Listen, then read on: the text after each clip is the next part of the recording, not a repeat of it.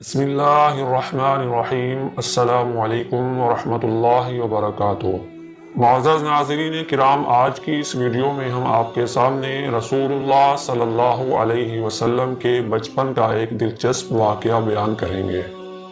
ابن اسحاق کہتے ہیں کہ حضرت حلیمہ سعدیہ رضی اللہ تعالیٰ عنہ بیان کیا کرتی تھیں کہ وہ اپنے شوہر کے ساتھ اپنا ایک چھوٹا سا دودھ پیتا بچہ لے کر بنو سعد کی کچھ عورتوں کے قافلے میں اپنے شہر سے باہر دودھ پینے والے بچوں کی تلاش میں نکلیں۔ یہ 61 سالی کے دن تھے اور 61 سالی نے کچھ بھی باقی نہیں چھوڑا تھا۔ میں اپنی ایک سفید گدھی پر سوار تھی اور ہمارے پاس ایک اونٹنی بھی تھی، لیکن اللہ کی قسم اس سے ایک قطرہ دودھ بھی نہ نکلتا تھا۔ ادھر بھوک سے بچہ اس قدر بلکتا تھا کہ ہم رات بھر سو نہیں سکتے تھے۔ نہ میرے سینے میں بچے کے لیے دودھ تھا اور نہ ہی اونٹنی اس قدر دودھ دیا کرتی تھی کہ بچے کی خوراک پوری ہو سکے۔ بس ہم بارش اور خوشحالی کی آس لگائے بیٹھے ہوئے تھے۔ میں اپنی گدھی پر سوار ہو کر چلی تو وہ کمزور اور دبلے پن کی وجہ سے اتنی سست رفتار نکلی کہ پورا قافلہ تنگ آ گیا۔ خیر، ہم کسی نہ کسی طرح دودھ پینے والے بچوں کی تلاش میں مکہ پہنچ گئے۔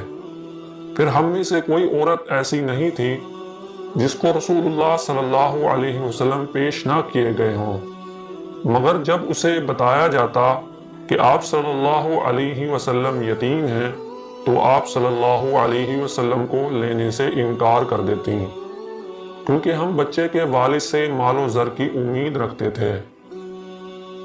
ہم کہتے تھے کہ یہ تو یتیم ہے، بھلا اس کی بیوہ ماں اور اس کے دادا کیا دے سکتے ہیں؟ بس یہی وجہ تھی کہ ہم آپ کو لینا نہیں چاہتے تھے۔ ادھر جتنی عورتیں میرے ساتھ آئی تھیں سب کو کوئی نہ کوئی بچہ مل گیا، صرف مجھ کو کوئی بچہ نہ مل سکا۔ جب واپسی کی باری آئی تو میں نے اپنے شوہر سے کہا، اللہ کی قسم مجھے یہ بات اچھی نہیں لگتی کہ میری ساری سہیلیاں بچے لے لے کر جائیں اور اکیلی میں کوئی بچہ لیے بغیر واپس چلی جاؤں۔ میں جا کر اسی یتیم بچے کو لے لیتی ہوں۔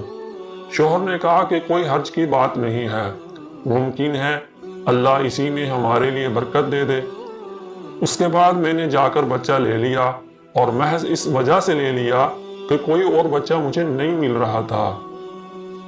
حضرت حلیمہ رضی اللہ تعالیٰ عنہ کہتی ہیں کہ جب میں بچے کو لے کر اپنے ڈیرے پر واپس آئی اور اسے اپنی آغوش میں رکھا تو میرے سینے میں دودھ امڑ آیا، اور اس نے جس قدر چاہا دونوں طرف سے دودھ پیا۔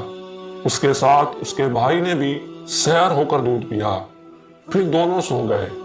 حالانکہ اس سے پہلے ہم اپنے بچے کے ساتھ سو نہیں سکتے تھے۔ ادھر میرے شوہر اونٹنی دوہنے گئے تو دیکھا کہ اس کا تھن دودھ سے لبریز ہے۔ انہوں نے اتنا دودھ دوہا کہ ہم دونوں نے نہایت ہی آسودہ ہو کر سیر ہو کر دودھ پیا اور بڑے آرام سے رات گزاری۔ ان کا بیان ہے کہ صبح ہوئی تو میرے شوہر نے کہا، حلیمہ اللہ کی قسم تم نے ایک بابرکت روح کو حاصل کیا ہے۔ میں نے کہا مجھے بھی یہی توقع ہے۔ حلیمہ رضی اللہ تعالی عنہا کہتی ہیں کہ اس کے بعد ہمارا قافلہ روانہ ہوا۔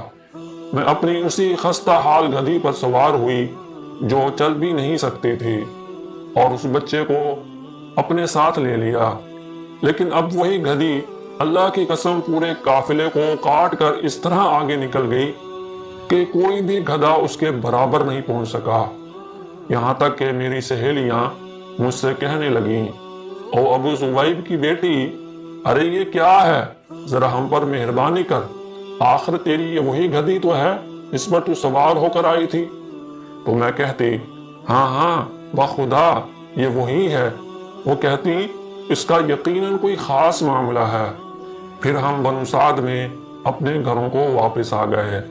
مجھے معلوم نہیں کہ اللہ کی روئے زمین کا کوئی خطہ ہمارے علاقے سے زیادہ قحط زدہ تھا، لیکن ہماری واپسی کے بعد ہماری بکریاں جب چرنے جاتی تو آسودہ حال اور دودھ سے بھرپور واپس آتی تھیں۔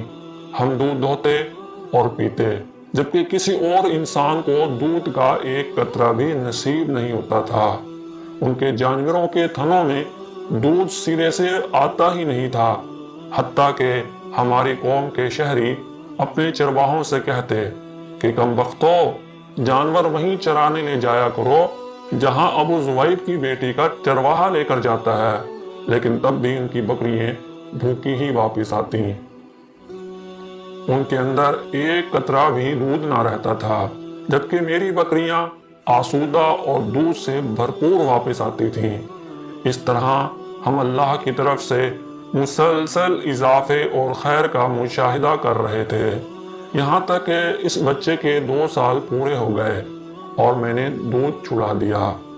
یہ بچہ دوسرے بچوں کے مقابلے میں اس طرح بڑھ رہا تھا کہ 2 سال کے پورے ہوتے ہوتے ہی یہ بچہ اچھا خاصا صحت مند ہو گیا۔ اس کے بعد ہم اس بچے کو اس کی والدہ کے پاس لے گئے، لیکن ہم اس کی جو برکت دیکھتے آئے تھے، اس کی وجہ سے ہماری انتہائی خواہش یہی تھی کہ وہ ہمارے پاس ہی رہے، وہ واپس نہ جائے۔ چنانچہ ہم نے اس کی ماں سے بات کی۔ میں نے کہا کہ کیوں نہ آپ اپنے بچے کو میرے پاس ہی رہنے دیں کہ وہ ذرا تھوڑا سا اور مضبوط ہو جائے، کیونکہ مجھے اس کے متعلق مکہ کی وبا کا خطرہ ہے۔ غرض ہمارے مسلسل اصرار پر انہوں نے بچہ ہمیں واپس دے دیا۔ اس طرح رسول اللہ صلی اللہ علیہ وسلم مدت رضاعت ختم ہونے کے بعد بھی بنو سعد میں ہی رہے، یہاں تک کہ ولادت کے 4 یا 5ویں سال شق صدر یعنی کہ نبی صلی اللہ علیہ وسلم کے سینہ مبارک کو چاک کیے جانے کا واقعہ پیش آیا۔ آپ صلی اللہ علیہ وسلم کے سینہ مبارک کو چاک کرنے کا واقعہ کیا ہے، کس طرح آپ کے سینے کو چاک کیا گیا اور کس نے کیا، یہ تمام تفصیلات انشاءاللہ العزیز اگلی ویڈیو میں آپ کے ساتھ شیئر کی جائیں گی۔ اگر آپ اسی طرح کی اسلامی، اخلاقی، تربیتی بامقصد کہانیاں سننا چاہتے ہیں تو ہمارے یوٹیوب چینل بامقصد کہانیوں کو ضرور سبسکرائب کریں اور بیل آئیکن کو ضرور آن کریں تاکہ ہر نئی آنے والی ویڈیو کا نوٹیفیکیشن آپ کو مل سکے۔ یہ کہانی آپ کو کیسی لگی ہے کمنٹ سیکشن میں اپنی قیمتی رائے کا اظہار ضرور کریں اور صدقہ جاریہ سمجھ کر اس ویڈیو کو لائک اور شیئر ضرور کریں۔ اگلی ویڈیو تک کے لیے اجازت دیجیے۔ اللہ حافظ۔